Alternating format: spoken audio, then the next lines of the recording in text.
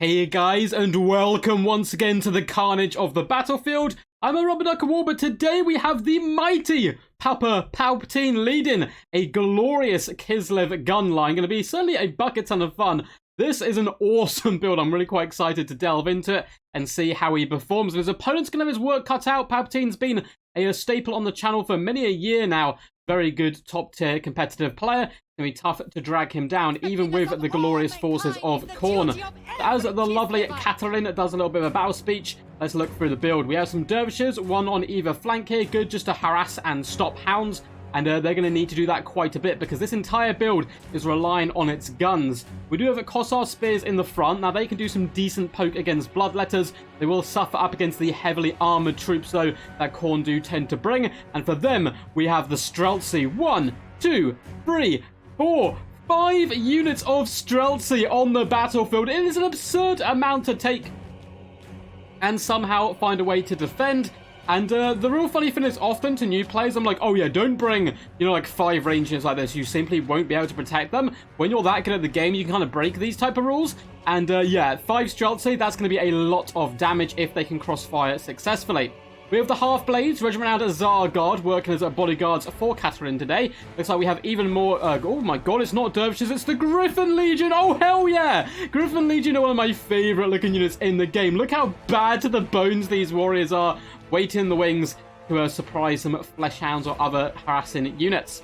We have a double Snow Leopard, which is pretty damn cool. Very fast, good counter to chariots in general. And then we have Catherine herself, of course, coming in with Heart of Winter. It's just such a powerful spare. Why would you not bring it? And we also have Ice Sheets as well, which is pretty badass. For the forces of Khorne opposing them, it's a relatively elite build. We do have Flesh Hounds down on this side with the Hellforged Host, Regiment Exalted Bloodletters. And in the back, we have some Gore Beast Chariots mixed in with even more Bloodletters, as well as Chaos Warriors, some of which have dual weapons, and the others have halberds. Looks like we have even more Flesh Hounds lurking in the trees, but then we've gone for the powerhouse, the boy, Skarbrand the Exile. A very expensive lord to bring. Certainly it can pay for himself, though. He can do some disgusting damage in general. And right in the back, we have yet another unit of Flesh Hounds. So it looks like they were suspecting a bit of an onion-style approach. You see a big fat breath attack is going to go down the line on the Streltsi, doing some decent damage there. About a third HP gone, or about a quarter, I should say. But the Streltsi are now opening up, and Skarbrand's not going to like that too much. Rather wisely, he retreats back into the forest, trying to use the natural terrain to his advantage. Flesh Hounds have sprung the trap, though. It looks like the Dervishes were mirroring other Flesh Hounds instead of focusing on their back line, and now the Flesh Hounds are well and truly amongst the Streltsi. Lovely play here, though. We have them pull through the Tsar Guard, who will be able to pick apart the Flesh Hounds relatively successfully, at least you would hope. Deadly salvos are being launched, though, aiming at the cultists as well as the Chaos Warriors. Big fat Ice Sheet goes down. That's going to slow down this front line. And oh my god, this is disgusting. The slow with the Kossar and Streltsi support. It is a killing frenzy here for the force of Kislev. Bloodletters are getting dropped. Just absolutely bodied on approach. I don't think they're going to make it to the front line. The other infantry, it looks like it's got a bit more of a chance, though. We are about to see a Heart of Winter come down. Oh no, there's the glacial little spike coming down. Love to see that in action. That is going to hit the Chaos Warriors, but they will be able to make it to the front, which is good news for them. In the back, the Dervishes were able to finish off the Flesh Hounds, or at least drive them away. There's a big fight going on in the trees, and unfortunately for our glorious Griffin Legion, they've been rampaged by Skarbrand, and yeah, that's not a fight they're going to win, particularly the Flesh Hound support down there. In the main battle line, it is an absolute flustercluck. It's going to come down to, can the Kislev player kind of stabilize his back line once again?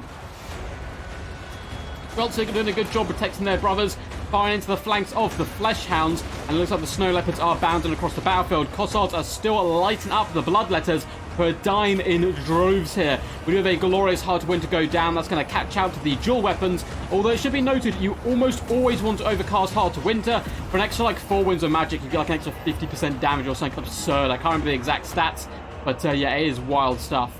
Kossars are reviving at the moment. Looks like Dervishes as well as the Snow Leopards continuing to try to protect the Streltsi where possible. They're moving back, trying to take up the high ground to make Obi-Wan Kenobi as proud as physically possible. Hellforged Hosts do push forward, but it looks like they are going to be stopped now by the Dervishes, cleave them asunder, and then press on once more. Streltsi definitely want to turn and burn. The Mighty Gorbius Chariot getting hunted down by the Snow Leopards. This is a really cool use of the kitty cat. Just use him to chase down these chariots. He can do some pretty big damage.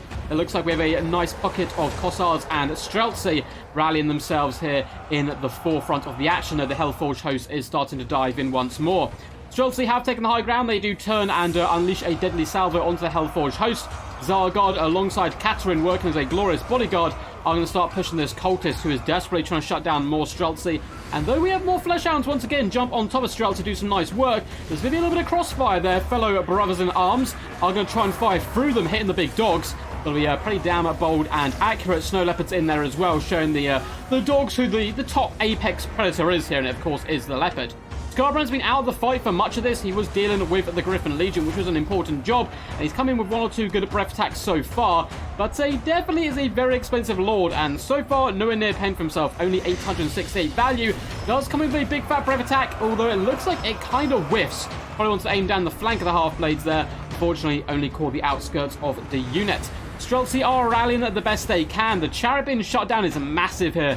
It's only got one model left. If the Snow Leopard can finish that off, the backline is going to be far more secure than it currently is. Streltsi attempt to track down Scarbrand, but he just yeets Leroy Jenkins style into the back line and just butchers his way through the enemy, punting them with his mighty war hooves. Although there's a lot of crossfire coming in now. We have Kossards and Streltsi raining shots in from every which angle. Hellforge hosts are pushing up. Unfortunately, though, the Gorbius Chariot looks to be spent here. The Fleshhounds do shut down the unit Streltsi. They all need to start shutting down the range, though, and hopefully allow the mighty Scarbrand to carry, because at the moment he is being lit on fire. Shot from 3 different units. Fleshhounds are bounding forward as swiftly as possible. Likewise is the Hellforge host, but a well-placed Ice Sheets comes in, slowing down the units, buying more and more time for Kislev to drag down the dreaded demon.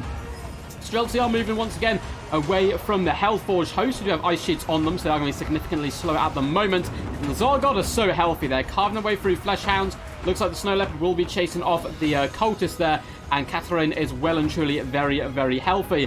One more big breath attack comes in by Scarbrand, doing okay damage. You really want to get those breath attacks going down the line, though, rather than into the front of units, so it's easier said than done, particularly in a late game stage like this. Fleshhounds doing a pretty damn good job, though. They've been a pain in the butt. It looks like they've managed to finish off a couple of units of Streltsi. One's been forced back, the other one is wavering. Katerin is going to be coming in with a... oh no, it looks like the Sword of Cain is being brought forth from Scarbrand. A bit of a metaphorical middle finger as he peters out back to the Hellspawn pits from whence he came, as it looks like he is going to be disintegrating back into those realms. There's just too many Kossards, too many Streltsi left alive, and he is getting lit on fire. And the Snow Leopard even bounds in, going for the final kill, looking to claim Scarbrand as his ultimate prize. Very well played to these lads, an awesome game. Once again, though, the Force of Kislev do hold back the tide of Demon, as they have done for time eternal. Very awesome stuff. Big fan of the Streltsi pick here. 5 Streltsi is bonkers, but it certainly worked, and because the rest of the cheaps were relatively low tier, you know, going for your Dervishes rather than your Winged Lancers, they were able to protect them relatively effectively. Some units, you know, 51 damage, not much, but other units, 1,300 value, 700 value, 1,300 again, and 900. And hey, if you bring enough units, eventually some of them will pay for themselves. Fortunately, little Scarbrand still got 1.7k value, but he wasn't really able to get involved in the action as much as he would like until the latter stages of the battle, partly due to the bravery of the Griffin Legion, but also the fact there's so many guns on display, kind of hard to get him in on the action. Hope you guys enjoyed this one. If you did, make sure to leave a big fat juicy thumbs up, as well as subscribing to the channel if you are new around here. Both things help out the channel massively, and we're getting very, very close to 10,000 subscribers, which is awesome. We'll definitely have to do a special live stream, and yeah, I'm pretty excited. Feel free to leave a comment down below what you thought of the battle and what you'd like to see in the future, and have no fear, Domination fans, I will be doing some more Domination games. I just haven't had a huge amount of time to put into YouTube recently, and land battles are much quicker to cast, as you can imagine, because the length of the game tends to be about half of a Domination one. There's a load of links down below as well to Twitch, Patreon, and Discord. But until next time, peace, peace. And as always, stay awesome.